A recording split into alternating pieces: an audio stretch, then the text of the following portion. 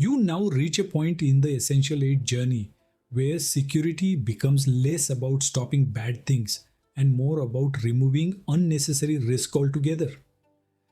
In the previous lecture, you saw how attackers abuse trusted documents through macros. In this lecture, you zoom out and look at the broader picture, the everyday applications people use and the hidden dangers inside them. User application hardening exists because modern applications are powerful, flexible, and deeply connected to the internet. Browsers, PDF readers, email clients, and document viewers are designed to handle complex content from unknown sources.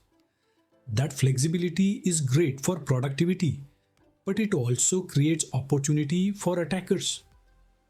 Application hardening is about reducing what applications are allowed to do, especially when those capabilities are rarely needed but frequently abused. In practical terms, application hardening means turning off features you do not truly need. Instead of assuming every function must be available just in case, you deliberately limit functionality to what supports normal business use. This is not about distrusting users. It is about recognizing that attackers hide inside legitimate features, not obvious malware. The Australian Cybersecurity Centre places user application hardening immediately after macro controls for a reason. Even if macros are blocked and applications are patched, attackers still rely on browsers and document viewers as delivery mechanisms. If these applications are overly permissive, attackers still have room to operate. Hardening closes those gaps. One of the most important ideas to understand is attack surface. Attack surface is the sum of all the features, services, and capabilities that attackers could potentially abuse. The more features an application exposes, the larger its attack surface. Hardening reduces that surface by disabling components that increase risk without providing proportional value.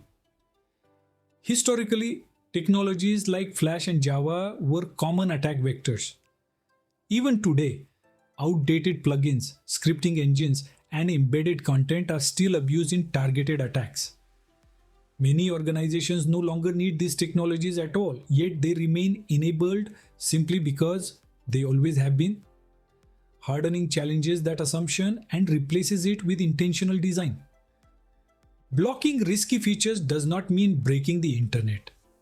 Most modern websites and documents function perfectly without legacy plugins, unnecessary scripting, or embedded active content. When you disable these features, users often notice no difference, except that their systems are safer. This is one of the rare security improvements that can reduce risk without increasing user effort. Browsers deserve special attention because they are the primary interface between users and untrusted content. Every link clicked, every file downloaded, every website visited expands the opportunity for exploitation. Browser hardening focuses on disabling unsafe scripting behavior, limiting automatic downloads, blocking untrusted content, and enforcing safer defaults. These changes quietly remove entire classes of attacks. PDF readers are another overlooked risk. Many people assume PDFs are static and safe, but modern PDFs can contain scripts, embedded files, and external links. Attackers take advantage of this assumption. Hardening PDF readers by disabling scripting, restricting embedded content, and limiting external connections significantly reduces risk, often without affecting legitimate document use. What makes application hardening especially powerful is that it works even when other controls fail. If a user visits a compromised website, hardened applications reduce what that site can do. If a malicious document is opened, hardened viewers limit execution paths. Hardening does not rely on detection. It relies on denial of opportunity. Of course, like all Essential 8 strategies, hardening must be applied thoughtfully. A common mistake is assuming that more restrictions are always better. Over-hardening can break legitimate workflows and push users toward unsafe alternatives. This is why maturity and testing matter. You introduce controls gradually, validate impact, and adjust based on real usage rather than assumptions. From a human perspective, application hardening works best when users barely notice it. The most successful implementations are invisible. People continue working as normal, unaware that dozens of attack paths have quietly been removed in the background. This is a sign of good security design, effective without being disruptive. Another key benefit of application hardening is that it simplifies incident response.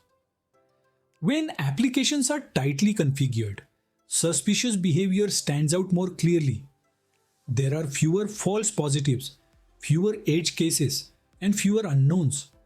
This makes it easier for security teams to focus on real threats instead of noise.